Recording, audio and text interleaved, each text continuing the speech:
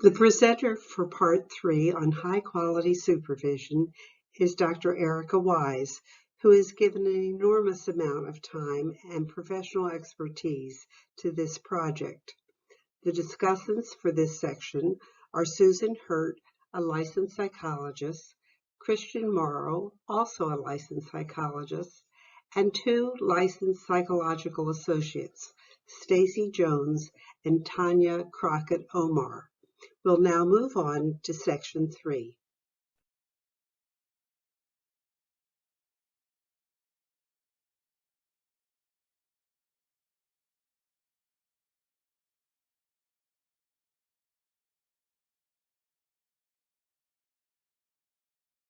Good morning. I'm Erica Wise, and I'm delighted to spend time with you today to talk about high-quality supervision as part of this board-mandated training series. I'm also really delighted to have board members and supervision experts with us today to make this a participatory training experience.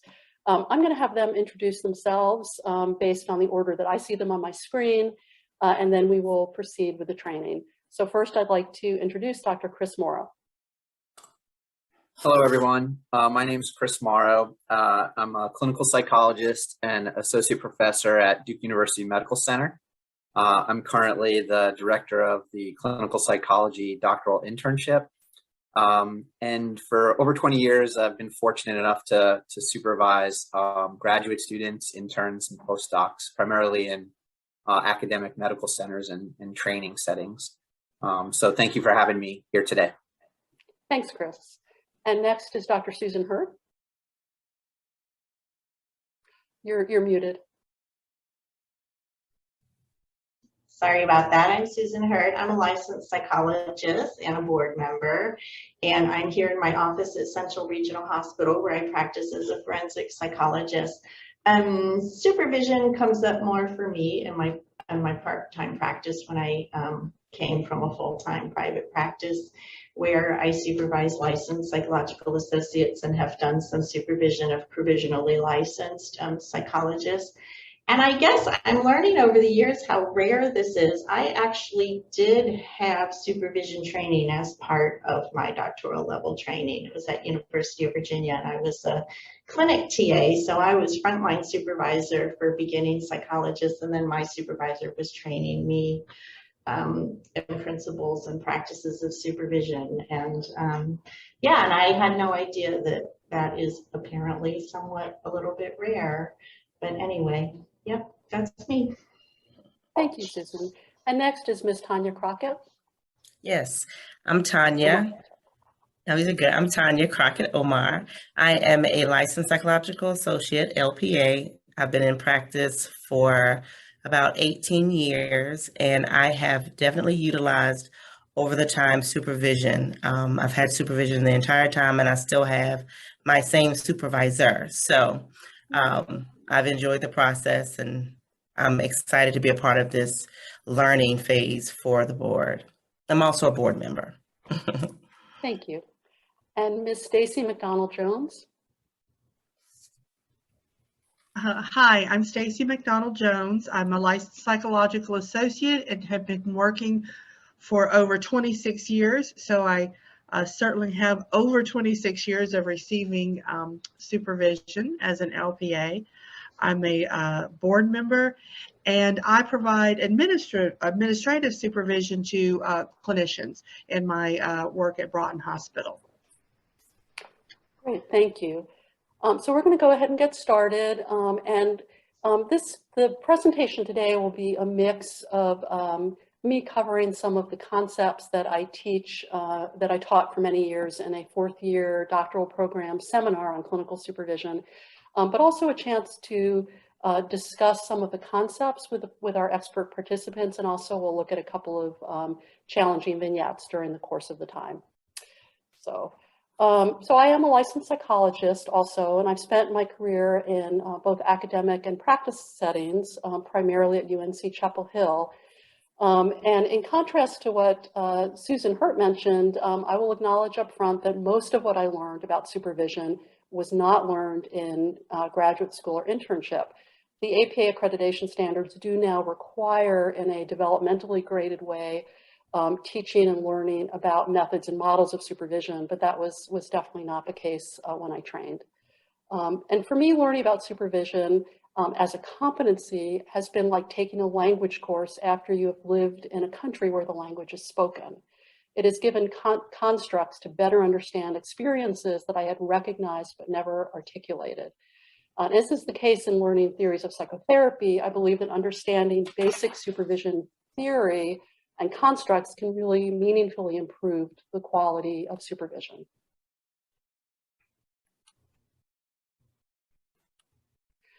Many supervisors believe that being an excellent therapist or having been a supervisee qualifies you to be a supervisor. As we go through this portion of the presentation, I ask you to reflect on the differences in those roles. Supervision is now recognized as a unique professional activity with its own competencies. And as I mentioned, APA accreditation standards now require this in training. So I'll start today by hitting a few highlights, but I encourage you to consider including supervision updates in your continuing professional development. I know NCPA and other professional groups have offered supervision training, and as the field develops, I think it really can improve the quality of the supervision we offer if we continue to get training. So early on, I wanted us to think together about a couple of thought questions for supervisors. So what formal supervision training have you had? As you've already heard today, among the group here, there's quite a bit of variety in what sort of training we initially had. And so again, it's a place where honest self-assessment can help you decide that you may want to do some more training. The other questions I wanted us to think about are, what did you find most helpful when you were learning to supervise? And beyond that, what supervision experiences were most helpful to you? And an area where I want us to have a little bit of discussion from our participants today is to think of a supervisor who was especially supportive and helpful to you in your own training. And what did this supervisor do? And sometimes even more importantly, what did they not do? So I'm going to turn it over to the group. And I think rather than formally raise hands, I think we're a small enough group that it's okay if you just want to kind of unmute yourself and share whatever thoughts you have about that.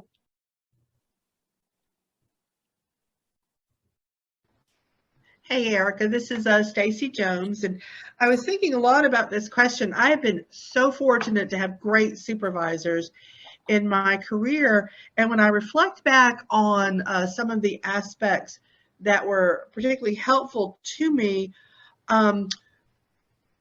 is the supervisor that understands that sometimes one needs to vent versus complain, but then takes that venting into a direction of how do we take that challenge that I'm expressing and moving it forward to be solution oriented to address whatever the problem it might be, whether it's an issue within the therapy or maybe a colleague issue or a differences in clinical opinion in something. So I found that to be pretty helpful. Somebody that can help me vent and then move forward.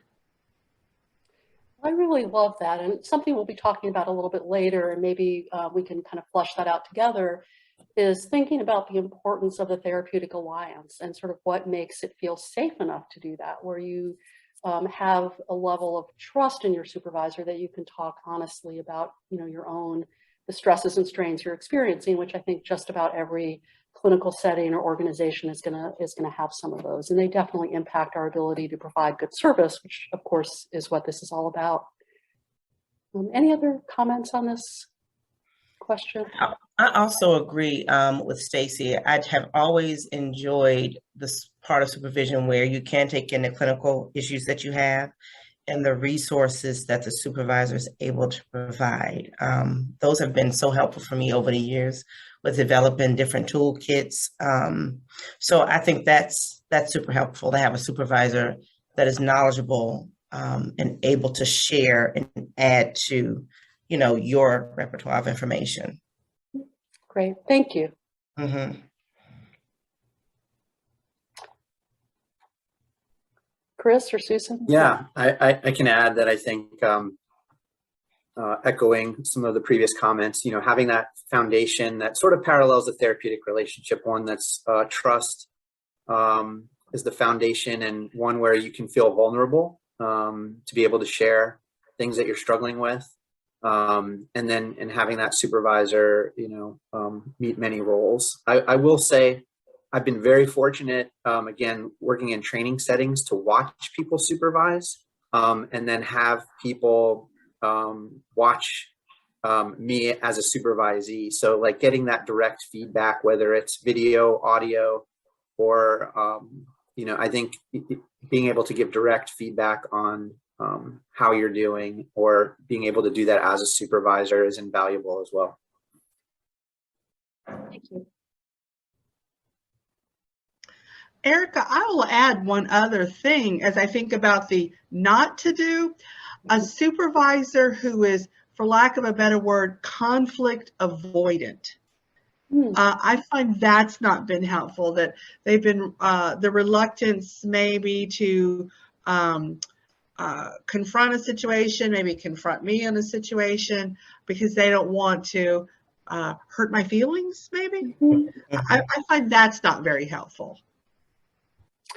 Yeah, there is some literature. We're not going to really be covering that today, but that sort of looks at surveys of supervisees, especially several years outside of training. And I'm thinking more in training programs where more of this has been done, of this research, that supervisees, again, especially in training and I think beyond, really do want honest feedback and want to grow. So that notion that someone is kind of just rubber stamping whatever they do can make the supervision endeavor feel less meaningful. And we'll kind of, as we go forward, we will look at some of the elements, both within the supervisee, the supervisor, and the kind of relationship that can enable that sort of more honest communication when there's questions or concerns on either side, what makes it possible to bring those up and have that be part of the process. One thing I had not thought about really today, but I sort of want to mention, kind of in a follow-up to something Chris mentioned, is how supervision can be a space, I think, to inculcate values of self-care, both for supervising, kind of earlier. And I know this is not about supervising trainees per se, although one of the areas of board-mandated supervision are provisionally licensed psychologists who will be licensed as LPs eventually, licensed psychologists. But the idea of learning self-care in supervision, I think, is a really critical idea. And I think it can extend career long. And that's especially relevant today, looking at the stresses of 2 years of COVID and being in a, sort of on the verge of global conflicts and all of our political and sort of all the sort of unsettling events in our own country, I think has affected psychologists just as much as it's affected everyone else. And in fact, we're taking care of more stressed people. So I think that role of supervision to sort of manage and process stress and get support can be really helpful as well. I was going to say that was actually a huge value to my supervision relationships, where the supervisor would sometimes notice and say, hey, maybe you shouldn't take this thing on, or maybe you should manage your time differently here. Let's try. So that was a huge part of my supervision, where self-care was priority. They wanted to make sure the burnout wasn't there, just really supporting me through that process. Yeah, but I appreciate your sharing that. I think these are really great conversations to have in any setting where supervision occurs. So I appreciate that. So even though board mandated supervision is mandated, that doesn't mean it can't be genuinely meaningful. And I think we're sort of hearing about some of those elements today. And in order to teach something well, we really need to have learned it ourselves. And in fact, serving as a supervisor can enhance your own professional development, since you need to articulate how and why you do things. And supervisors really do vary on many dimensions as they follow their own developmental trajectories over time. So some of the things to think about that, generally, I think we've heard a little bit about that today, is the willingness for the supervisor to consider the perspective of the supervisee, In many settings, particularly with board mandated supervision, supervisees may have more experience than supervisors, either in general or certainly in the setting where they're working. And the ability to really think about the supervisee's needs and concerns, both individual differences, and we'll look at some of the development over time.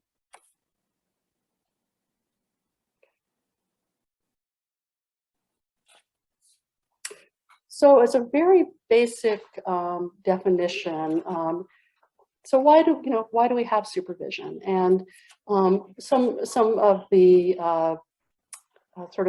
folks who've written a lot about supervision, Bernard and Goodyear have a series of books. They really are expert, and they've talked about it being called it an odd pedagogical activity, that most teaching and learning occurs, in a more formal way, where you have an instructor or professor providing information and the students absorb it.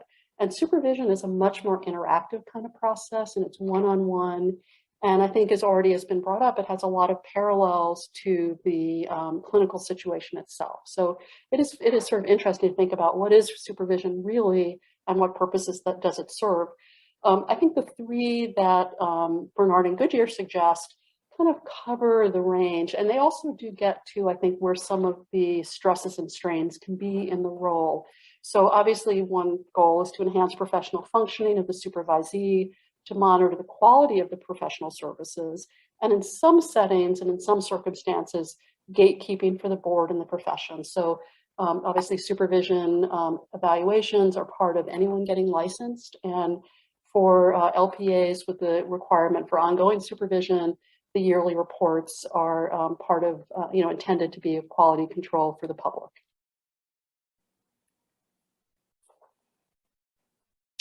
So we're going to look a little bit today at models of supervision, and we're not going to cover all of them, but cover a few that I think are most relevant. And understanding these models, I think, can increase both our intentionality and our engagement in supervision. Theoretical models, which I'm going to mention, but we're not going to cover in any detail, often reflect a parallel between the model of therapy or the theory of therapy and how the supervision is being provided. So as an example, I had some psychodynamic training very early on internship, but I'm definitely a CBT practitioner. But if you are a psychodynamic psychologist, your supervision might look very different than if you're a CBT therapist. So a CBT therapist might intentionally organize supervision meetings with an agenda. They might notice when core beliefs or skills on the part of the supervisee seem to be interfering with their professional development. But they also might engage in role plays if there's a new intervention or something that's really challenging.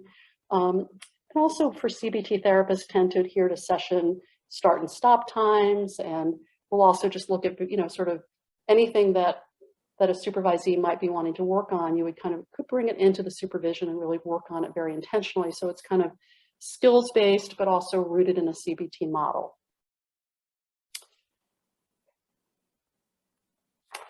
So the next part we're going to look at kind of interfaces with this. So I'm going to share these, and then we're going to look a little bit about how you might bring these into your supervision. So the model, this sort of began with Bernard back in 1979. She looks at the focus of supervision. So what are you actually doing in the supervision session? So if the focus of supervision is intervention, you're looking at what sort of treatment might be most appropriate for the clinical issue that's under consideration. Conceptualization, I think is familiar to all of us. You're thinking about how might we understand this client's struggles with connecting to others or with getting their work done or whatever the presenting problem is. How do we conceptualize broadly from a, depending on your background, a developmental perspective or CBT or CBT perspective. Personalization is, I think, a very interesting one. And when supervision videos are analyzed, this tends to be one that people agree is important, but is a little harder for, say, like observers to say, okay, that's what's going on right now. But personalization is the step where you are looking at what aspects of the supervisee's personality might be interfacing with the treatment being provided. So one example might be a supervisee who's highly sensitive and has a particular struggle with causing someone any distress, might have trouble in doing exposure-based treatments, which we know are evidence-based and very helpful, but in the short run, they make people uncomfortable. So as a supervisee, that would be a great thing to bring into a supervision session to say, I know I need to be challenging the client a little bit more to sort of take some steps in our planned exposure treatment. It just makes me so uncomfortable to make them uncomfortable. So if someone can bring that in, that's kind of the personalization aspect of it. And there's actually a literature now on teaching exposure-based treatment, which actually includes working with trainees to kind of anticipate and manage their own feelings about that. And I think as we have learned a lot, especially in trauma therapy, which I'm not an expert in, I know that that's a major part of the training is how do you work with psychologists who are doing this kind of work. Social roles, I think, are also interesting. And when I first started learning about this, I had a little bit of an experience of being more aware of what I was doing than I was used to, kind of like that language analogy I used earlier. So these consider some common roles as they are enacted in supervision. So as a teacher, we might present information about a disorder or a treatment. We might, with the supervisee, look, say, if the client's on a medication, we might learn what that is and, teach or discuss, how that might affect them, learn about a disorder. Or you might ask a supervisee to research some common diagnoses or treatments. As a counselor, although we are, I'll mention a little bit, obviously, some limits to that, we might gently ask the supervisee to examine an area that they're avoiding or may need some support to address. So again, we are not ever a therapist to a supervisee, but I'm using the term counselor to sort of look at the ways in which we might address what the experience feels like to someone, what it might stir up for them. And it's not uncommon, at least in training programs, if there are areas that come up that are really distressing, to encourage someone to get some personal therapy in order to have that not get in the way of their work. So I use the word counselor in a very limited sense, just as it's relevant to being able to enact their role most effectively as a therapist or in an assessment situation. All of these apply equally to assessment. If you're someone who has trouble asking someone questions they don't want to answer, both the personalization and the counselor aspect might be a way to sensitively discuss that, because if you can't do that, you're not going to be an effective assessor. The consultant aspect is one similar to personalization that's important, but it's a little harder for people to address. And those are the times in a supervision session, and these really come out of observations and coding of supervision sessions, where if you were just to look at that clip, it wouldn't be obvious who's the supervisor and who's the supervisee. So it might be where you're engaged together and thinking collaboratively about, how do we understand? How does this make sense? Or why is this client not improving? Or why was this intervention helpful and that one wasn't? So you're sort of thinking together. And as I mentioned, I think when I first was aware of these, I would sort of notice these happening kind of organically in sessions. But I think being aware of who the supervisee is and who you are as a supervisor can sometimes help you use those roles sort of more effectively. So in this next section, we're going to look a little bit about how these intersect.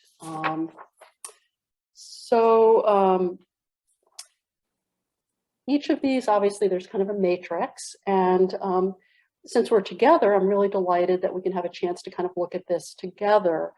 And so I sort of wanted to see if our participants might have some ideas that they would be willing to share about where these might cross, some examples in their own experiences as supervisees or supervisors where this has sort of been enacted in a supervision session.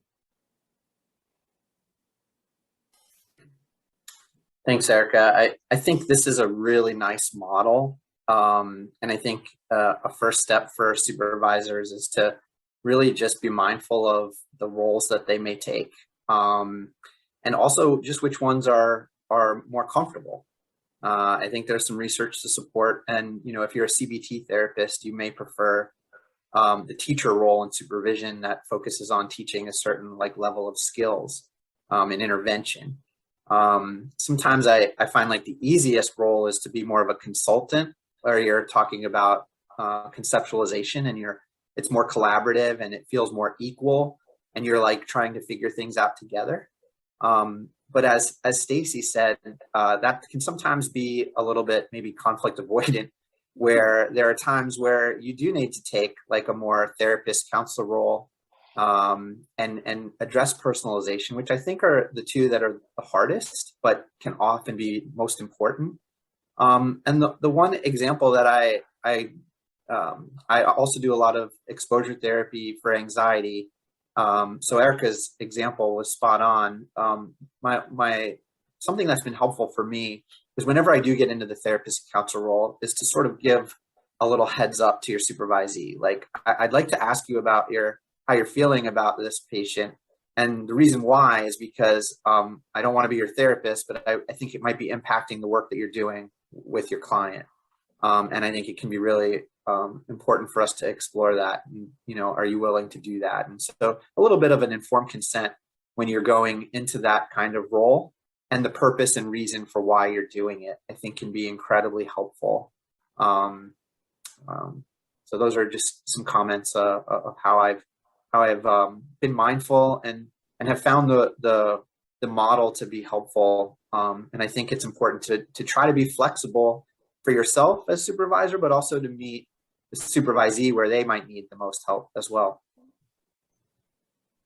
Thank you. Yeah, I agree with that too. And I would say combining this slide with an earlier slide about, to quote that, meeting the supervisees where they are. All of the people that I currently supervise are highly, highly experienced practitioners. And I'm trying to think if all of them have been practicing longer than I have. And I think maybe they have.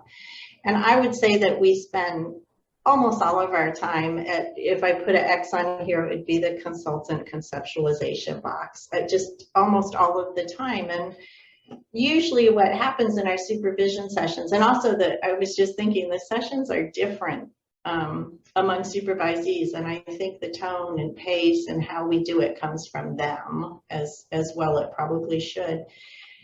But the word that comes up is brainstorming, because most of the time we're not even addressing anything like, are you on the right track, or is the skill set there, or do you know what to do with these clients? I think they're using supervision to brainstorm anything that might additionally be helpful. So I would say with very experienced people, and we used to meet monthly and now we're eating quarterly. So the person, but I think with very experienced supervisees, we're more likely to be at that consultant conceptualization square. Yeah, I love that, because you're really capturing, I think, the developmental arc that can occur. So I think that's really great. And I like the idea of, as Chris mentioned, of sort of giving a heads up if you think you might be moving into an area that's a little bit more of a personalization area, or where you're a little bit more of a counselor, and really tying it to what's needed to be effective as a therapist. I mean, that's really what you're supposed to be about, not people's purely personal separate life, but what intersects with their role as a therapist. And typically that happens early on in supervision when it's a newer clinician, because I remember that phase where the supervision, like I said, I've had the same supervisor for years, but I remember the phase when the supervision was about, okay, it's the teaching mode, so that would probably have been more of the teaching, intervention, and personalization, all of it together, honestly, because I'm newer. And I remember it progressing to where now it definitely is more of the brainstorming, as Susan was saying, consulting, conceptualization. Yeah. Thank you. And I can remember in that middle stage where my supervisor knew me very well, and may guide me to say, you know, Stacy, I know that you have rescuer tendencies. Yes. So look at that and and how you're working with this individual client. And so kind of recognizing where I could potentially get into some pitfalls based upon kind of who I am. That's right. I think that can be so helpful, and it does take having some foundation of trust and respect, you know, around the boundaries and limits to how you talk about that, so that the supervisee experiences that as supportive and not threatening or undermining. So we're going to look a little, any other more comments on this? Okay. Yeah, so I think this will be sort of fun to keep in mind as we go ahead and as we look at some of the vignettes coming up as well. And so I think pulling this together a little bit, these are a couple of big takeaways from development, sort of from a broader developmental model, that supervisees recognize predictable stages as their supervisees gain experience, that they provide more structure and direction at the beginning and less with more experience. And I like that idea, which I had not really thought about prior, is that shift from you know, to sort of maybe that more conceptualization and consultant focus would sort of occur more over time. And that, yeah, and again, that these social roles may shift. I sort of think of the developmental model as in some ways being kind of a fourth dimension to the social role and the focus considerations, like how each of those sort of look over time. I know in my own experience, I had started with supervising psychiatry residents and then more advanced graduate students and interns, and then moved in my program to teaching and supervising second-year graduate students. And I got some pretty honest feedback, which was a little, you know, challenging at the time, but really helped me, which was that I love to conceptualize. And so second-year students would say, well, you know, Erica, she loves to talk about cases and thinking about ideas, but we like don't know what to say when we go in the room. We don't know how to start a session. We don't know how to end a session. I really need more concrete assistance. So I got that feedback, and it really helped me learn that I needed to spend more time in a teaching role and being very concrete and specific. Because if people, you know, it's sort of like a hierarchy of needs. If you don't know the basics, you're not going to be effective, you know, in thinking about sort of higher order conceptualization. So, you know, sometimes we learn those lessons in harder ways. But I think that maybe the fact that I was approachable enough helped people feel safe to tell me. So that was a good thing. All right. We're going to move on and talk a little bit about the supervisory alliance and why that's important. There's a pretty robust literature on this. Most of it was sort of built on the literature on therapeutic alliance using the working alliance inventory. So I think supervision is really best conceptualized as a triadic system. And, you know, where in most cases, in most settings, the client and the supervisor have no direct relationship. The supervisee kind of mediates the connection. And so any influence that you're going to have really as a supervisor will be kind of via the supervisee who's actually treating the client. And that's one reason it's really, really important, because as a supervisor, you're kind of the supervisee is really the pivot point in this. And I sort of ask you to keep this in mind as we sort of look at the next couple of concepts we're going to be talking about. So again, this is really in supervision what we're working with, and I think we've started to look at some of the elements of the working alliance, you know, how it kind of comes into life, but sort of now we're going to look at it as a sort of concept of its own right. So these are considered to be the elements of the working alliance: agreement on tasks and bonds and goals. Again, this is drawn directly from the therapeutic treatment literature, looking at the relationship between therapists and clients or patients. So it's commonly believed that that it's primarily the supervisor's responsibility because, even in long-term supervision, there is still, again, in kind of a literature sense, technically a power difference between the supervisor and supervisee. And so it falls primarily on the supervisor, but I think over time, it becomes a much greater, much more of a shared responsibility over time. And the higher alliances have been associated with greater internalizing of what's learned in supervision and better adherence to treatment and improved outcome for patients and clients as well. So how do we do this? What are some of the ways we can make this happen? So we can create shared goals with our supervisee. And I try to do that in, with supervisees who are kind of newer to the experience by asking them what they want to get out of it. And sometimes that stumps people. It's like, well, we just have to do it. So what do you mean, what do I want to get out? What I want to get out of it is that we're following the rules. But I think if we can think beyond that, like, what do you want to work on? What are your skills? What are your personal goals as a therapist?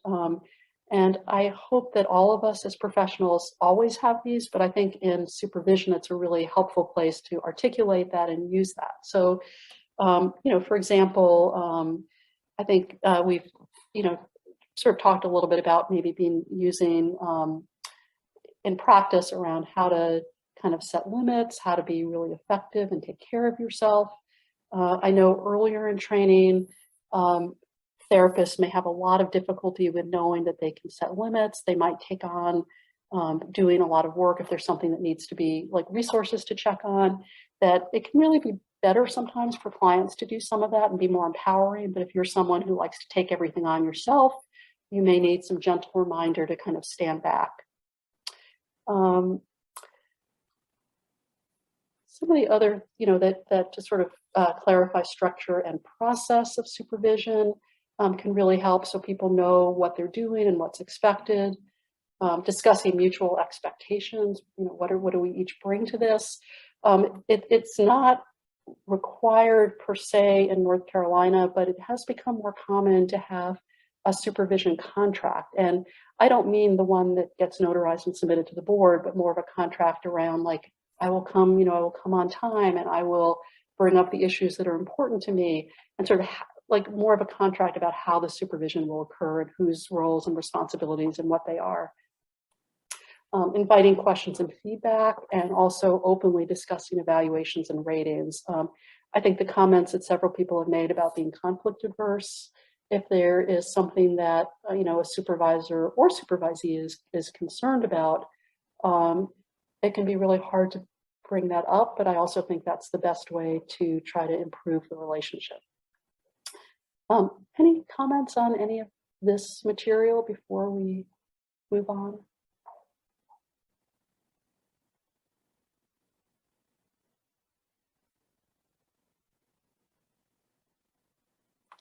I would just say that, I'm sorry, go ahead, Susan. Well, I was just going to say, I think it's kind of important to acknowledge here that a lot of people getting board mandated supervision are getting board mandated supervision because it's mandated. And I think if the legislature were to cease requiring these sessions, some people would just stop having them. And it's just important to acknowledge in terms of goals or interests in having supervision that some people might be leaving the 1 hour supervision session not really expecting to do anything differently and think that they would be fine without it too. And it can just have an effect on the alliance if people really don't want to be there, don't feel they should need to be there, don't feel it's a valid requirement in the first place. And I think in most relationships, you get around that. You don't waste your time, you spend your time, and who doesn't benefit from consultation with another, practicing person. But in terms of forming the alliance, it might not be the same goals over time as in the beginning. It might just be to meet the regulatory requirement.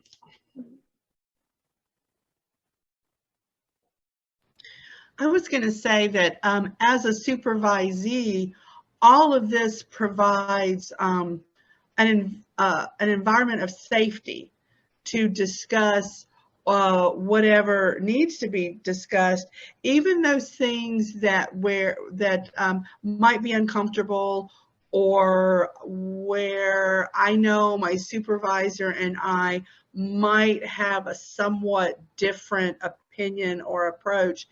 And as someone who's had supervision for 26 years, I appreciate what Dr. Hurt is saying, and recognizing within this, I think we can recognize the value of supervision to someone like me who has a lot of experience as a clinician, yet sees the value of this supervisor relationship more as a consulting mode, I'm sure.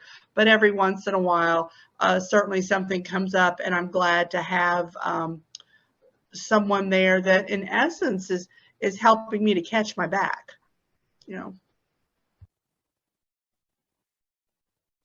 Thank you. Chris, did you want to?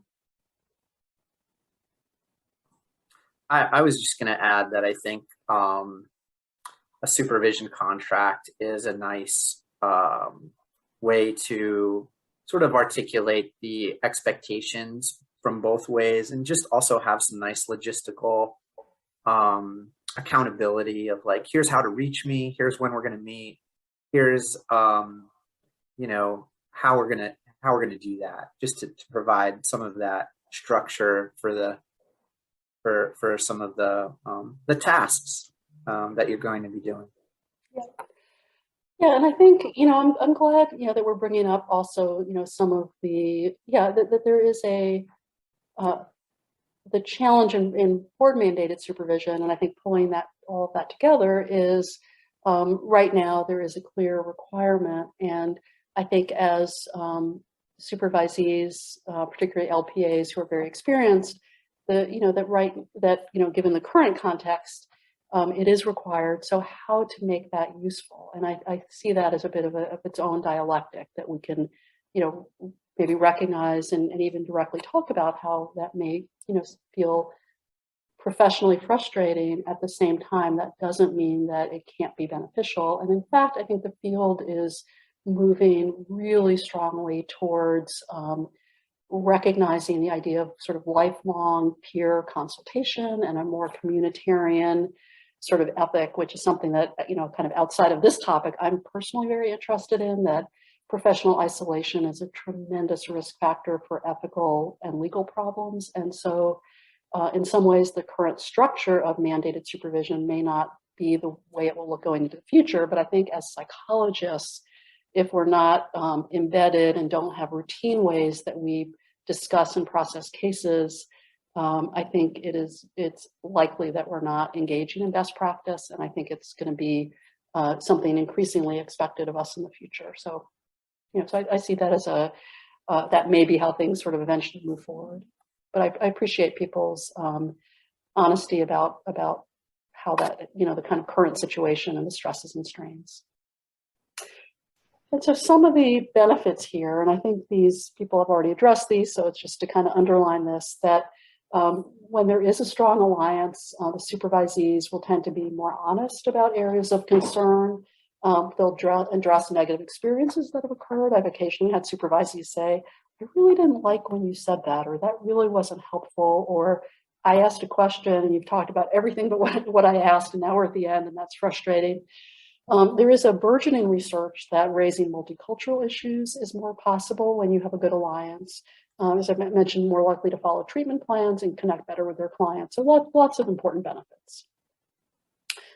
So I'm going to kind of go through these a little bit more quickly, because this is just kind of some of the research on this, that there are some styles that predict working alliance better, and that for alliance, if you spend a lot of your time in the teaching role, it's probably not going to be as beneficial to your alliance.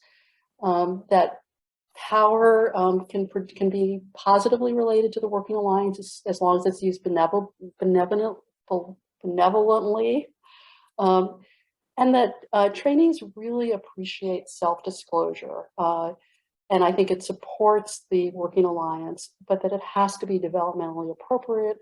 And I actually underline limited. So in my own experience in training, I had supervisors who would spend the whole time talking about themselves and their experiences. And I think that the benefit of that was a diminishing returns. But supervisees, especially, we'll look at this in a second, if someone has made a mistake or had something happen that feels difficult, hearing that someone you respect has had a similar experience can be incredibly helpful for one's own self-compassion and acceptance that we're all, kind of on a growth trajectory. And unethical behavior obviously undermines working alliance. And there have been some surveys where trainees do report unethical behavior on part of their supervisors. So these are some of the supervisee factors that influence alliance. Negative experience with supervision. So it's always a good chance for the supervisee to ask, what has been your prior experience? And that's a great question to ask a client or patient. Stress or anxiety, strong coping skills help, and role conflicts and ambiguity. So if it's not really clear, I think Chris mentioned a supervision contract, like what is it that we're doing? How will I get feedback? When will I get feedback? All of those things really improve alliance.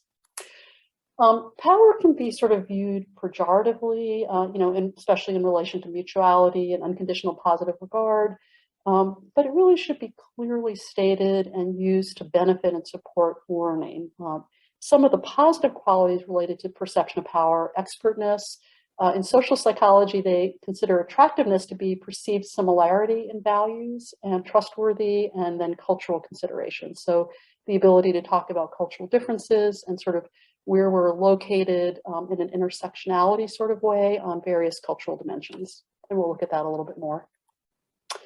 So what are some challenges and strategies? So supervisee resistance. And I'm going to sort of share some of the findings on this, but then talk about some of the kind of caveats or ways to balance thinking about it.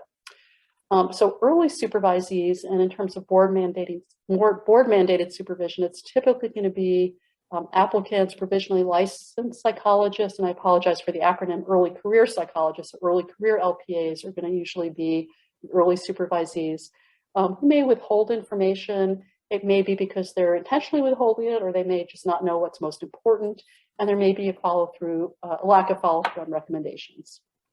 Later supervisees may be sort of more likely to, you may become kind of friends and you want to talk about other things and catching up and over-focus on success and under-focus challenges, and also not follow through on recommendations. And these are some of these supervisor contributions to barriers, which I think is what I really want to focus on a little bit more today.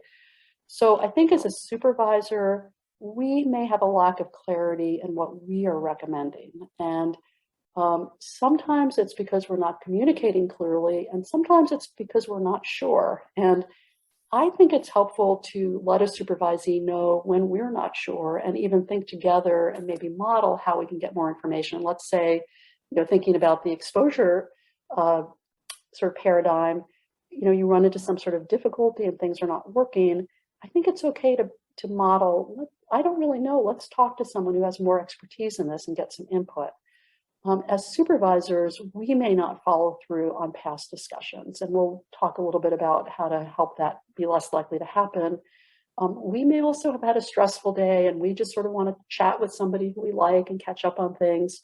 The fourth one here is one that there has been some research on, and I think it's a really interesting one. It's the failure as a supervisor to distinguish between what's a must and a can intervention. So if you do a lot of sort of conceptualizing and thinking kind of generally about what might be going on, it may not be clear to a supervisee when there's a situation where you think there's something that really must happen. In my experience, and again, this is working with trainees, not with LPA supervisees, I may tell a supervisee that they really need to talk with the client about the fact that they're coming late to every session. And the supervisee may either feel uncomfortable about doing that, likely the case, and may not quite know how to do it. So I may, in watching videos, see that continues to happen.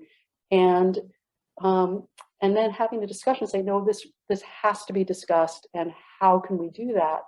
or it might be around risk management issues that you really need to get a better history of recent self-harm or potential thoughts of harm to others. So I think as a supervisor, anytime you think there's something that really has to happen because it's essential clinically or it is a risk management issue, to be really clear about that. And I think we are sometimes not as clear as we think we are, and then we're surprised when something doesn't happen. Any thoughts about that before we move on? Does that kind of resonate with people?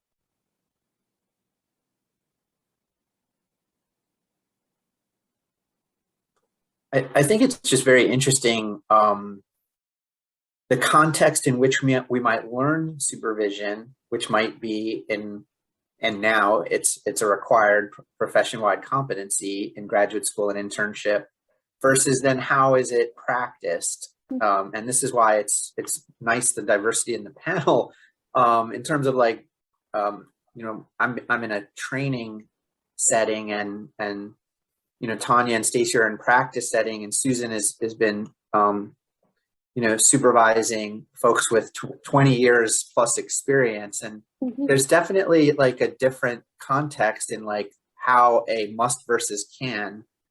And also the nature of the supervision is a little bit different in terms of like who's responsible for the case. Whereas with it's a trainee, I'm responsible for the case. So if they need to assess safety, this is something they have to do, versus where like an LPA and LP relationship is a little bit different in terms of who's responsible for the case.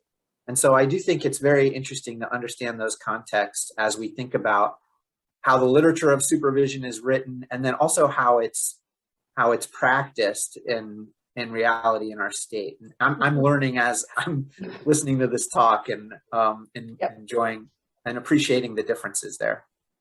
Yeah, and I would add to that, I don't know that this is necessarily in the context of it's not in the context of resistance at all, and maybe not even barriers, but picking up on how things change with people they're out practice, they're not training, they're practicing, they have their own caseload, they have their own business.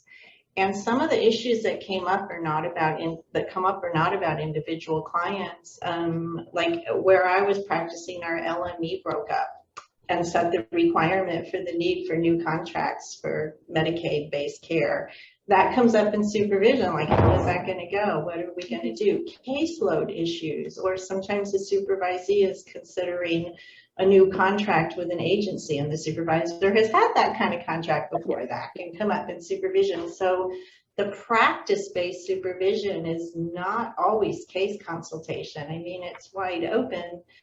But then that also kind of puts you on the course of a line drawing exercise, because then if you're starting to talk about how is practice going, how is the caseload going, you know, where do you draw the line on what's actually kind of staying and what's expected for supervision versus how are we doing and how is it going and what have you.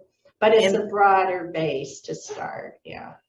In that same arena, Susan, that you're talking about, for me, with my supervisor, it became a conversation of understanding when you're out practicing privately or by yourself, how do you maintain all the ethics? So we would have a lot of conversations on the ethics and the what to know about being a professional out by yourself. Does that make sense? Yeah, okay.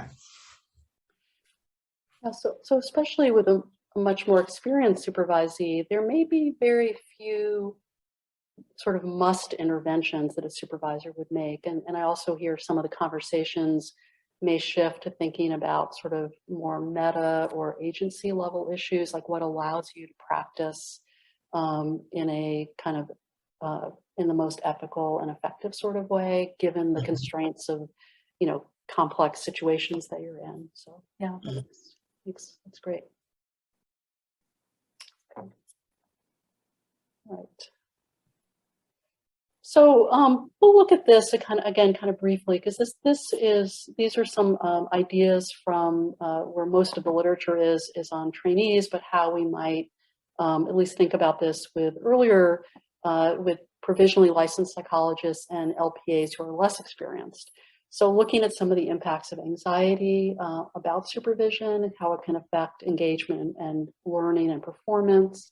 I think that's where supervisors can normalize the experience, give permission to make mistakes, and an appropriate level of sharing about your own past mistakes. So again, I've heard both graduate students and early career psychologists talk with great emotion about how very helpful it is to know that a supervisor struggled with some similar issues. That can just be really, really powerful. So organizing the supervision experience. And I don't know, I think maybe now for many of us, we have a kind of digital equivalent of this. Depends on how that looks in your setting. But I think there are 5 common causes of disorganization. Again, this is from the literature. Failing to clarify expectations, standards, and accountability, assessing supervisees' needs, failing to be adequately prepared, and failing to provide purposeful continuity. So which of these are most relevant will vary based on your setting and based on the level of expertise of the supervisor and level of experience of the supervisee. But when I reviewed this, it kind of made me very intentionally, when I got ready for supervision sessions, not to be sitting at my desk doing something else until the very moment someone came in, but to actually take a few minutes to sort of, however it is you keep track of cases you're discussing, sort of get those out, familiarize yourself with where you left off, with what things you want to follow up on. And I think that last one about continuity is really important. And I think especially for supervision with more experienced LPAs who are coming in monthly or quarterly, it would be really important for both parties to kind of take a moment to reflect on what they've last talked about, what the higher order needs are, what's most important, because meeting for an hour, that time can go really quickly. And I think you want to use it well and again, have continuity with what you're working on. I think, again, setting clear responsibilities. I think we've already heard, I think Stacy mentioned she is an administrative supervisor in her setting, and it's not unusual to have both roles. And you may need to, sort of advocate in your setting for sufficient supervision. In some settings, because it's not direct client service, and if they're benchmarking, how many providers and how much services is provided, supervision may not be highly ranked as important. So how do you coordinate that and achieve the goals of both of the organization and of the supervision? I also think when I said administrative roles and tasks, in the last bullet, I meant related to the supervision for the board. So, the board, and you will have heard about that already in the earlier presentations today. There are very clear tasks that the board requires, and treating them as if they're a hassle, which they may indeed be, but they are important and have to be taken seriously. So I think we can communicate that in how we organize the supervision. I think it's helpful to have a plan, that's appropriate for the level of experience, the caseload, what are you doing, what's your approach, have I created structure? So these are some things that I encourage supervisors to have in mind. So this is just kind of reinforcing what we've talked about. So what are some ethical standards and decision-making in supervision? I'm going to just review, I know you all have seen these and are familiar with them, but just to make sure that we're kind of have the same concepts in mind, I've pulled out a few that I think are especially relevant to supervision from the APA Ethics Code.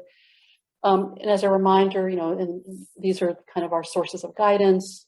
There's the Practice Act, the statutes, and the Code of Conduct and the rules, HIPAA, the APA Ethics Code, your institution or agency, and then there are a lot of guidelines and best practices documents. I think this is why I find ethical challenges and dilemmas to be so fascinating, because all of these different lenses are relevant.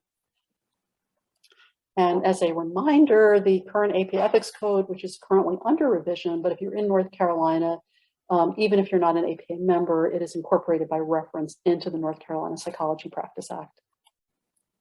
So these are kind of the inherent challenges, and I think we've sort of looked at these already in our discussion, but there's a fee structure, accountability, which works in both directions. And I think pressure not to address problems in competence. I'm a little more familiar with this in academic settings, but it's, it's always easier to sort of not have conflict and sort of have both parties say the supervision's great, the treatment's great, everything's going fine. And so when there are problems, it's hard to address them, and that takes some courage to do that. These are considered to be common ethical issues: competence and client welfare, confidentiality, evaluation process, supervisee rights, and the relationship. So we'll just look at a couple of these and then talk about them in the context of a few vignettes.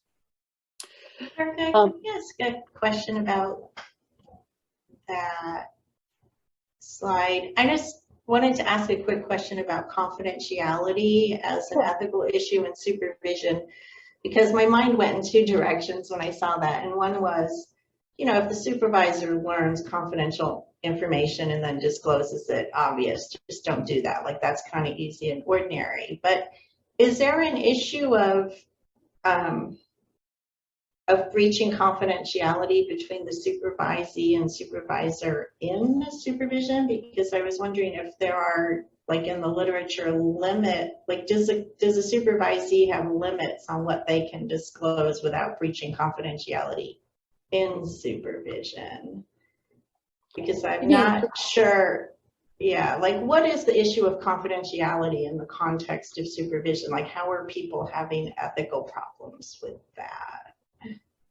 Oh, okay. Well, I think what they mean, I think what this means in the ethics code is that you are clear about that. You may have another question in mind, but so I think it's important that as a supervisor, you keep all of the information you get that's clinical information confidential. Now, in board mandated supervision with a more advanced LPA, you may not necessarily know the names of the clients or have a lot of identifiable information. I imagine is set up differently depending on what the context is. For sure, in training programs, since as Chris mentioned, they really are, you are really responsible for the case. You will certainly know the name and you'll be signing notes and records, which is not the case with LPAs. But I think the confidentiality also can come up where supervisees may not know how confidential it is, what they're talking about. So if they talk about something in a training program, will that show up in a faculty meeting, something that they're struggling with? In a supervision, in board mandated supervision, will something go into their supervision report that gets sent to the board that they didn't know was going to be shared? So I think it's helpful to have parameters, and I have some thoughts about all of those, but maybe we can look at that in the course of a vignette. Does that sort of make sense? Okay. So I think important to be clear and to understand, and I think it's not, we sometimes launch in without really clarifying that. So I'm going to briefly share, this is the CPA Ethical Decision-Making Model, Canadian Psychological Association. I think our new APA decision-making model, there probably will be one in the ethics code, in our new ethics code. There is not currently, and I think it's going to look more like this. And I'm not going to read these through, but I just want you to get a flavor of this, which is that it has it's much more embedded in thinking about both multicultural issues and personal biases and who's impacted beyond just a therapist and client.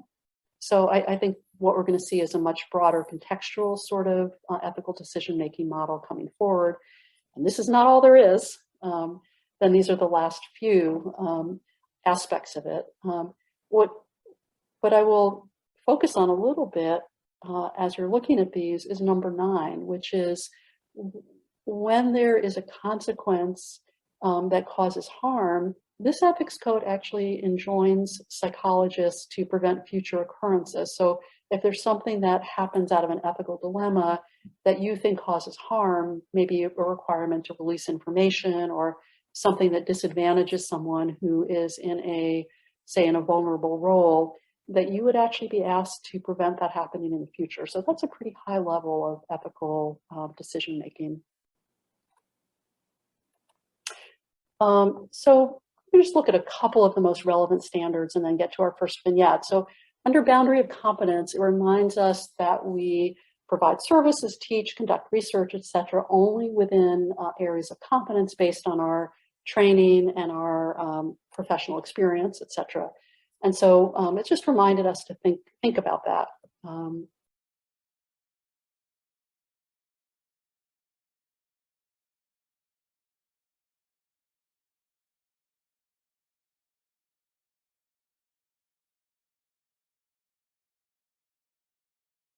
All right, so our panel is going to discuss the vignette. They've had a chance to review it, and we'll now have a chance to discuss it.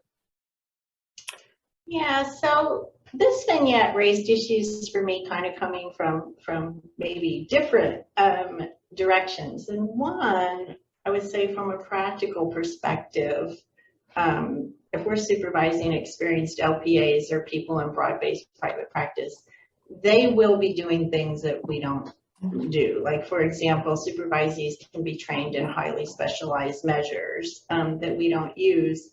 And it's necessarily true because they're, for the most part, they're going to have one board mandated supervisor for their practice, and it's not possible to find one supervisor that, you know, in terms of a Venn diagram, does 100% of what you do and nothing else, and you don't do anything else. And, you know, I think that I think it's fine. I think if the supervisee is doing a lot of assessment and the supervisor has some, you know, expertise in assessment, it's okay that additional measures are involved. And then it becomes a line drawing exercise.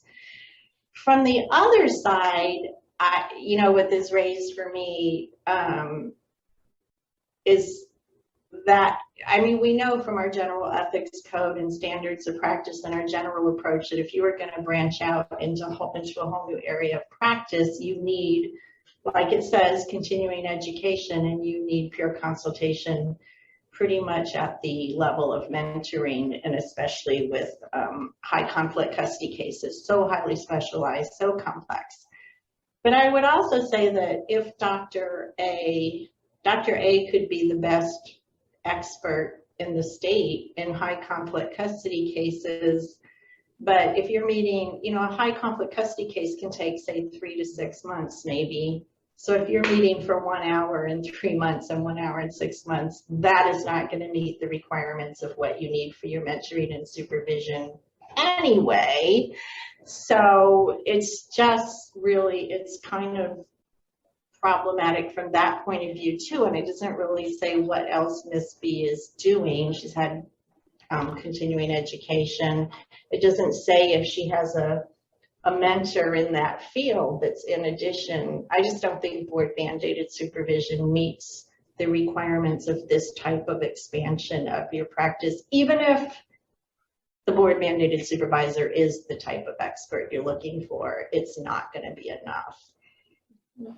One of the things that I noticed was what Stacy was talking about earlier, and I'm not sure why there's not enough confidence or in the relationship where she could talk about, hey, you've not done this before, and what's the plan? You know what I mean? So I just think there should be more conversation and confidence to say, I'm just worried about the testifying part of this in court, and you're non-experienced with custody cases. You can't, the part of supervision is to say that. So like Stacey said, she doesn't want anybody to just give stamps on everything. We got to just, you know, talk it out and see what's really the liability here. I think Tanya captured exactly what my concern is with this. The statement that Dr. A decides to not mention this to Miss B since she is concerned that Miss B would lose confidence in her as a supervisor. That really speaks to me of a challenge that my supervisor is having, that they are now putting onto our supervisor relationship. And I'm counting on that supervisory relationship to help me, you know, work through and look at how I'm practicing. So in this vignette, that is probably the most concerning sentence to me as a supervisee. I agree completely with that, Stacy. And I think there's a real lost opportunity of modeling and professional development for Dr. A to say, oh, I'm so excited that you're learning and branching out in this area, and that is beyond the scope of my competency. How can we figure out how to get you the best help that you need to become the professional that you need to be? So, you know, this also speaks again and to the difference of context of supervision in training and supervision of an LPA, where I would think supervision in training is more about monitoring the professional services as part of the definition, whereas supervision in this context of an LPA is more of like gatekeeper for the board and the profession. And I can imagine, and Susan, I'd be interested in your take on this, where like a reasonable response would be on the supervision record documenting how the LPA is making great strides in seeking consultation to acquire the necessary competencies in this new developed area, but doesn't necessarily have to be the person who is expert in that area. Yeah, I think I mean, I would say if you're looking at it from Dr. A's role as the board mandated supervisor, that person might not be the mentor for this new kind of practice. That person would be making sure that the practitioner is getting what's required for that new type of practice. And I have had one, as the supervisor, one experience where, so I have supervised people who use specialized measures that I don't use, and we go with the, you know, kind of, I mean, I know assessment, I know how norms work, I know what they're doing, but I did have one person who was doing something that I am not trained in and don't do and cannot extrapolate from what I do, just cannot do it. And that person had to have a second supervisor for that set of clients, and I couldn't do. And again, it's like where to draw that line. And even that, as people get more experienced, comes from consultation. Like you can jointly kind of agree, where am I going to draw the line on what it's fair to say that I qualify as your board mandated supervisor on this. Yeah, this is a great discussion, because I think there is its own trajectory, sort of following up on what several people have said, that I think in training supervision with someone who's really inexperienced, and I think that would apply to a provisionally licensed psychologist or a beginning LPA. I think it's risky to supervise activities that you cannot do yourself. That's probably the strictest standard. But I think as an LPA is more experienced and may, through appropriate training and professional development, be engaged in activities that the LP either does not or could not offer themselves, becomes more appropriate. And that there may become sort of a fork in the road where maybe this relationship had been going perfectly well for 20 years, but at this point where Ms. B, the LPA, decides to take on something more specialized, I think the Dr. A's way to work with this is really pretty indefensible and could create a lot of problems. So it might be that it would all go smoothly, but if it didn't, and I think this is an area that's higher risk for complaints, I think Dr. A could very well be held to account for taking this on as a supervisor. And the idea of not sharing something because someone might lose confidence is both terrible professional modeling, but also a missed opportunity where, if handled well, Dr. A could really talk that through together. I don't want to learn anything about this and I can't practice this, so we'll need to discuss finding either a different supervisor for your practice or getting the kinds of input you will need for that to work, whether it's formal supervision or a different contract, or deciding that, that it's not that important to Ms. B, or that Dr. A is going to get up to speed. So some sort of resolution, but I think where it's left now, to me, feels like it's certainly not a defensible way to go. You know, I agree with you, and I think to a certain extent this vignette really raises the ante by making it high conflict custody cases, because nobody in their right mind should be mixing or messing with that. And again, there are places on this continuum though that are a little different. And for example, if you're an LP, and I think we have to keep in mind too that everybody's not in the triangle. People are working in smaller communities and smaller towns. And now that we're using more people have the luxury of finding specialized supervisors wherever they want to go. But it didn't used to be that way. So there are a lot of moving parts to this.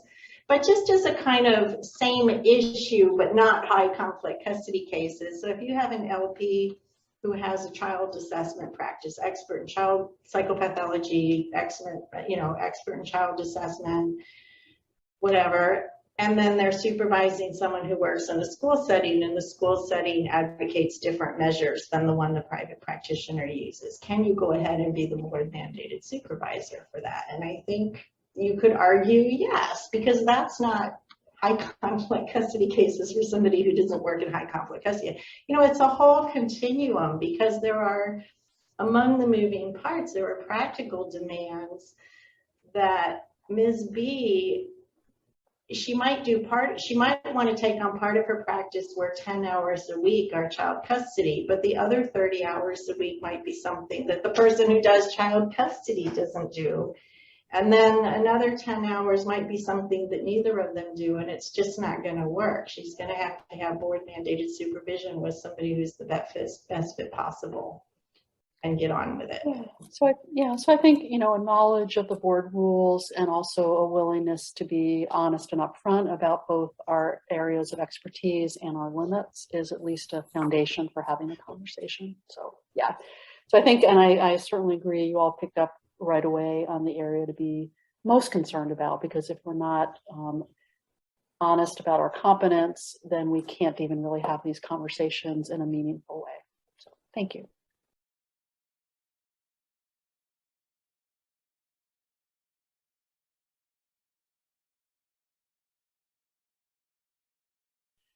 Okay, so we're going to look next at the standard on multiple relationships. This is an excerpt, and I've highlighted, so this was an emphasis added by me, that whenever there are questions about multiple relationships, the way that this is written provides a really nice process to go through in thinking about it. So if this relationship would reasonably be expected to impair the psychologist's objectivity, competence, or effectiveness, or if it otherwise risks exploitation, then it is considered to be one that you would not enter into, and that multiple relationships that would not reasonably be expected to cause impairment or risk exploitation or harm are not unethical. So, so this is the vignette that we've called complex relationships, and we'll give everyone a few minutes to read it, and then we'll look at a couple of questions that we've come up with for our panel to discuss.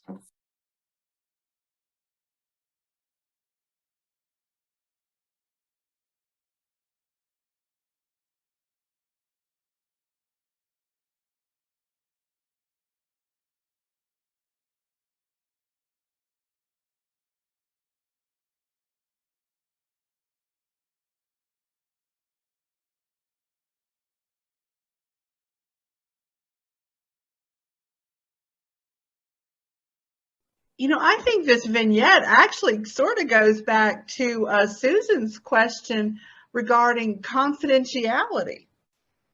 It does. You know, we talked about confidentiality of patients and how much we're sharing or whatever, but this sort of alludes to that there. Let me go to the questions page, and then we can sort of have our discussion. Does that sound okay? So these are the questions that our panel is going to discuss, and they can also, bring up anything else that they want to about this vignette. Now, Erica, you had shared with us that you had an early question about whether the identity of the supervisor should have been disclosed to the clients, who would have also known if something was going on. And do you want to address that question of whether the supervisees should or must disclose the identity of their supervisor to clients and kind of how that works. I think I don't know if that's a question that would come up for a lot of people. Because I would say, I think our rules leave it, it's discretionary, and it's for the supervisee and supervisor to jointly agree how to handle all issues related to that. Identifying the supervisor, if clients want to contact the supervisor, what will happen in supervision, it's discretionary. But when something's discretionary, then it raises the question of, well, should you? You can do, and and I can see reading this vignette, one benefit of that disclosure might be that clients will know if they know the supervisor, and they might have something to say about whether their confidential information from therapy goes to that supervisor. So that might be one benefit. I can think of non-benefit things that are not beneficial about we have so much loaded into our intake sessions already, and identifying other people and practice considerations can become burdensome to clients in a way that's not about their therapy. So I could do kind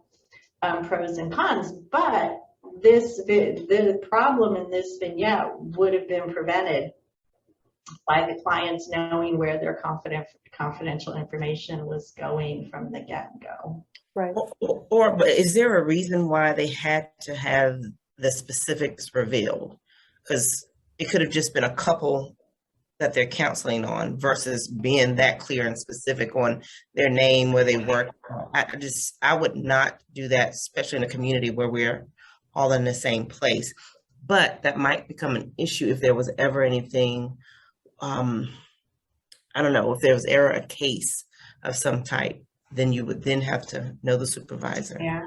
I would say in smaller communities, this is a common issue. Yes. Because somebody might be the principal of Yeah. a local high school, and it just, you don't mean it to identify, but it just comes up. And sometimes even what the kids are involved in, and like, a parent whose kids have their kids involved in the That's same right. thing, and it starts to kind of lower the, reduce the odds, increase the odds, whatever, of knowing who you're talking about. Yeah, I think, it would be an interesting question whether it's common practice, but I don't think that most LPAs typically tell every client the name of their supervisor, and that is a major difference in the APA Ethics Code. If someone is a trainee, you do need to know the name of the supervisor, and there should be a clear way that happens, but I don't think that's true in the community. And I think these kinds of situations can happen very unintentionally. In a slightly different context, I had a consult years ago from was a licensed psychologist who was returning a call to a client who then realized, they knew that their client was a kindergarten teacher and called them back at work. And it turned out it was going to be the small school where their child was going to begin kindergarten the next year. So all of a sudden, they just didn't expect that. And there was sort of an intersection. So you might be hearing about a couple like this for a long time, and then something that's just kind of an extraneous fact connects it for you that you didn't realize it. So did you all have any sense if this occurred? Do you all think this is a harmful multiple relationship? What should the supervisor do in this case? That's maybe really the question. Because at this point, the supervisee is not aware. Right. So it is a multiple, if you do the two-step process in the ethics code, A, is it a multiple relationship? And B, is it a multiple relationship that's an ethical problem? It is a multiple relationship, and the proof is in the pudding, because the supervisor just became uncomfortable hearing details about a different relationship. She's in one context, it's professional, and from a different context, it's making her uncomfortable. So it is a multiple relationship. And then going through the risk, it's not exploitative. Presumably the client's confidentiality isn't at risk. The supervisor will take responsibility for that. And then, the vignette kind of points to difficulty in compartmentalizing for the supervisor. Yeah. And I think it's a problem that it just came up and the supervisor's already uncomfortable. It's a dilemma what to disclose, what not to disclose, and nobody knows what the future holds, and this is only going to get worse. So it's time to address it and deal with it, I would say, yeah. Mm-hmm. So you would tell the supervisee that you know the couple if you were the supervisor? Yeah, I mean, as uncomfortable as that is, it's a, you know, things grow in the dark, I would say. Yeah. Things tend to grow in the dark, and they grow in directions that you can't anticipate or control. So you're better off keeping it in the light and dealing with it. And then the couple has to know about it at that point. Is that what I'm hearing? I don't know about that. Okay. I was starting with the supervisee needs to know about the issue. Okay. Because for one thing, the supervisee might decide on behalf of her clients to stop disclosing information to somebody who knows them personally, and the supervisee needs that option. The supervisee needs to know, I think I'm talking about confidential information in the context of therapy, but I'm disclosing it to someone who knows them outside of therapy, and it's not even known to me. Like, that's going to blow up at some point if it becomes known later. It could. It could. I think that the supervisor certainly should tell the supervisee, but now they need to figure out how to move forward, because it's, as a supervisee, there may be things that I feel like I need to discuss with my supervisor, but now I'm acting as a gatekeeper for my client's information, and it potentially could put a supervisee, particularly someone who is not well seasoned. You know, there is a difference certainly between a trainee, a new supervisee, and someone that's got a few years under their belt. And I think it can create a difficult situation for the supervisee, because now they're not wanting to tell their supervisor something because they don't want to put their supervisor in an awkward position, yet it may be very relevant to some of the guidance they're seeking as they're processing how to work with this couple. And I think that needs to be clearly defined between the supervisee and the supervisor. Yeah, if the supervisor says, you know, unfortunately, I can't supervise you on this case, but here's a colleague who does couples work who I think could help you, does that then LPA have to get a new supervisor contract with the board for just that one case? Yeah, I don't know. I'd have to think about if they need a new contract. I was thinking if I were the supervisor in this situation and I said at my request, I want you to get your consultation on this case with someone else, I would also pay for it. I thought about that. Yeah. I'm glad you said that, Susan, because yeah, that's relevant. But I hadn't thought about whether a separate contract is needed. I don't know. It is. I don't know. It is, because I've had to have contracts with more than one supervisor. And if it's on a case for my caseload or clinical work, that has to be. Yeah, so I think these are really great discussions, and these are the kinds of things that even, you know, in small communities can easily happen, and even in not so small communities, I think it can come up, you know, when, as a therapist, when a client is talking about people in their life and you all of a sudden realize it's someone you know, I think that can feel really uncomfortable. But I totally agree. I think the first, you know, again, assuming here that the practice of that LPA, which I don't think is unusual at all, is to not tell every client the name of the supervisor, because that would be something that could preclude this, you know, then the clients might say, oh, I know them, or that won't work. And then you have a different, you know, have an earlier conversation. But I think the first question for the supervisor probably is, how would this impact your supervision? And if it's a place that you could say easily not go to, or, you know, sort of slightly change your practice, that could be a reasonable solution. It may depend, you know, how important that place is, how important these people are in your life, how well you know them. But I like that interim idea. You know, if you decide that you know, that continuing to go to that restaurant, or this couple that you've gotten to know is really an important part of your life, then I would definitely think having a conversation with the LPA about how this would work and what the options are really are important. Because if the question about it will interfere with your effectiveness if the LPA can't talk openly with you about the treatment, if you can't give them, provide supervision input in the same way you would if it was a couple you didn't know, then I think you have an impact on the quality of supervision, and can sort of think through logistics then of what do we do instead. But I could see an end of the continuum where it's a very, where it's maybe on the more remote level of contact you've had with them, and you could easily just, go to 20 other restaurants for the next 6 months and it's not a big deal, where you might even decide to keep it to yourself because you want your the LPA supervisee to feel comfortable talking with you and you feel like you can compartmentalize it.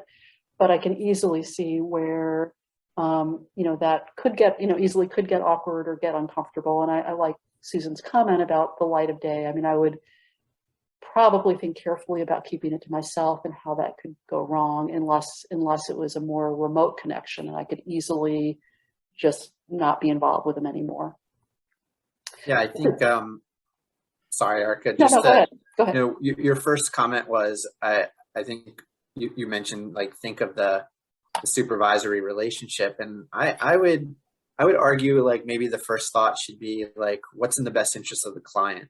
Right. And, that like it is, and this gets to Susan's point and what others were sharing about, like, does my dual relationship or multiple relationship, will that impact how I would help them, right? And I guess it depends the nature of the relationship. Is it like an acquaintance that you go see them in a restaurant, or it's like, wow, I had no idea there was an affair, and I'm like really good friends with the wife or something? That really precludes your ability to be an effective supervisor on this case. And I think, like, recognizing that, and again, could be a learning opportunity to share, like, for the supervisee, how to model navigating ethical dilemmas and multiple roles, because it happens to all of us. It's not like, could be a really good learning. And then, like, coming up with a solution that, again, is not going to be crystal clear or a home run, but it's the best that you can do in a very difficult situation. Thank you. Yeah, so I think maybe what they share is having, honest, having sort of some honest sort of internal conversation. This might be a great one for the supervisor to do their own consultation as well. Because once you bring it into the supervision, you've kind of shifted the dynamic at that point. So that might be a good place first to consult, which is always a good idea. But you're right. I think the most important consideration is the treatment of the client, and how do you preserve that and make that as effective as you can. So a couple of we're going to kind of go through some final slides here, just from some framework that this standard in the APA Ethics Code is an interesting one, because it's called student disclosure, which would not apply to LPAs, but in the actual text it says students or supervisees. So I see this as, I would argue is relevant to LPA supervision as well as supervisees. So it really looks at some limits of what psychologists can require people to share. And I think it gets to those limits of being a supervisor and not a therapist, and that we can, these are aspects that we cannot require students in training programs to share. And so I think that this should apply as a right of supervisees to have personal the ability to protect and not have to disclose their personal information.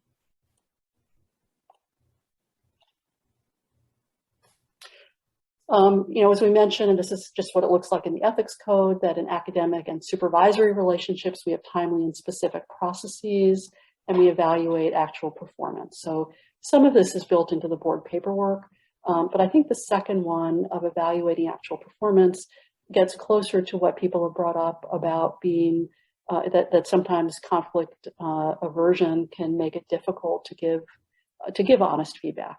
And so I think good, that supervision is most helpful when there is honest feedback. And I think supervisees should also evaluate their supervisors. How helpful is it? What are they not covering? What are they not getting?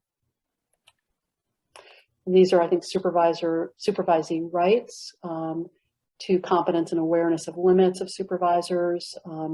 Humility should not be, in most cases, compelled to disclose personal information. And these are just sort of pulling these issues together in one place. I'm going to share just a couple of multicultural considerations. There is really a growing literature on this, and there have been some excellent trainings in North Carolina and nationally on multicultural supervision. So I'm just going to cover some basic concepts. I think the conversation or the term has shifted towards humility in supervision. And I think at this point, we're going to not have direct discussion of these, but these are going to be questions that I'd ask anyone watching this to sort of think for themselves about what exposure they've had, what's been helpful, what's not helpful, and how do you balance responsibility for raising multicultural considerations. I think most people who study this and write about it would say that it's primarily the responsibility of the therapist or of the supervisor to raise those issues because of the difference in power. These are some very basic concepts, and I would encourage you, if any of these are not familiar, to add this to your list of training for the future so that you learn about some, again, basic concepts in multicultural considerations.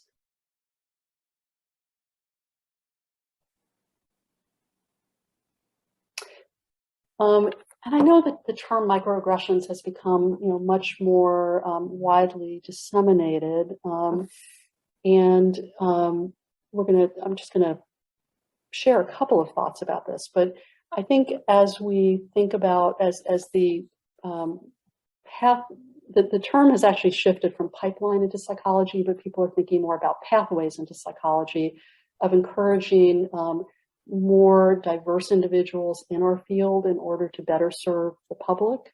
That we really need to be aware not just of our clients' experiences, but also of our trainees and of our practicing psychologists. So being aware of racial microaggressions as a source of stress. Daryl Wing-Sue and his colleagues have also talked about about words or deeds that validate, support, or encourage anyone who's targeted with microaggressions. The terminology really is shifting on these considerations. Ibram Kendi, who wrote How to Be an Anti-Racist, is encouraging no longer using the term micro-intervention because he thinks it sort of minimizes the impact of these sorts of experiences. So I think we may be seeing some shift in our language. But I wanted to include this here because I think it's really, there's increased awareness, and I hope it will become more part of our discourse in supervision and training in supervision. So for new supervisees, I would really encourage supervisors to have direct conversations about aspects of personality, personal identity, cultural background that would be important for me to know about. Some of these are visible. Race or ethnicity may be visible, but many may not be. And acknowledging the impact of identities in the supervision space. So I think supervisors can share this as well. And to be humble in your own self-assessment of your knowledge, acknowledge discomfort, and also to make you aware if there are interactions in supervision that are experienced as invalidating or inappropriate. I also encourage supervisees to also feel that they can bring in experiences they have in the settings where they're working, because I think these can definitely impact ability to provide good care and distress levels. So I think that if we can make these areas of discussion, that would be really helpful to the field going forward. So I think where we need to be as effective multicultural supervision, we need to develop our critical consciousness, our own identity developments, creating safe spaces and strong working relationships, supporting supervisees, especially in regard to marginalized identities. And our cultural self should really enrich and energize supervision, not deplete it. I'm going to go through these fairly quickly, and the reason I'm including these are actually relatively recent guidelines for LPA supervision that ASPPB, which is the Association of State and Provincial Psychology Boards, approved in 2019. And as we do this, I'm hoping that we'll see that we've covered many of what they articulate as being important related to the knowledge, skills, attitudes, and values of supervisors. And I do have the link to this, and we can definitely share this with you all. In terms of the knowledge dimension, these are what ASPPB thinks are important for supervisors to know. Understanding of the professional practice being supervised. And interestingly, given our conversation, now that I look at it with fresher eyes, it doesn't say that you have to literally be able to do what's being supervised, but that you have an understanding of it. So I would see that as a gentler requirement that's kind of in line with what we've discussed. The rest of these I will let you read. I think they're fairly straightforward. These are skills. There'll be 2 slides of these. Ability to provide supervision in different modalities. In North Carolina, it's all individual is what's required, but alliance and providing feedback. I guess since we didn't cover this, formative feedback is sort of the feedback we give kind of along the way, like sort of gentle comments or sort of, ideas and suggestions versus the sorts of summative feedback that you get on an evaluation. For supervisors to self-assess and also to assess the needs of their supervisee. Oops.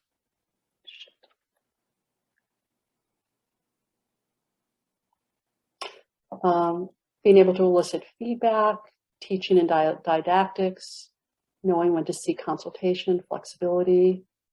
I think these are all skills that we've either talked about or alluded to.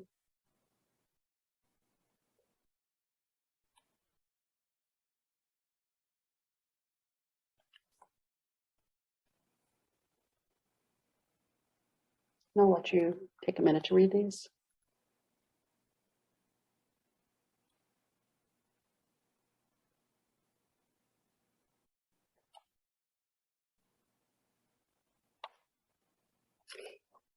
I think several of these I will just highlight since we talked about them, about supervisee self-care and well-being with work demands in the settings that they're in, various competing obligations that we might experience. And I think the last 2 are of course, really important, using empirically based supervision and knowing your own limitation as a supervisor. And finally, these are some resources to consider if you have ethical dilemmas, talking with colleagues, the ethics code, the Practice Act, contacting NCPA if you're a member, contacting the North Carolina Psychology Board, or your professional liability insurance. Several of these vignettes, as we discuss them, even in this, kind of structured setting, that our expert panel really brought up issues that I had not even considered in looking at these vignettes on my own. So I think it kind of shows the power of getting people together to talk. So these are some suggested readings that can be shared through a link for anyone who's interested. But I really want to thank everyone for their kind attention, and especially our expert panel who was willing to be part of this process and bring their expertise and their experiences to sort of help bring this to life. So thank you all so much for your willingness to be here and to participate. Thank you, Erica. And I just want to reiterate that last thing you said, the power of getting people together to talk. That's kind of what supervision is for me. Yeah. You know, it's very empowering, and to talk about vignettes like these or other situations that it's good to have just another voice in there. So thank you, Erica. Yep, I Thank think you. we can get isolated in our work.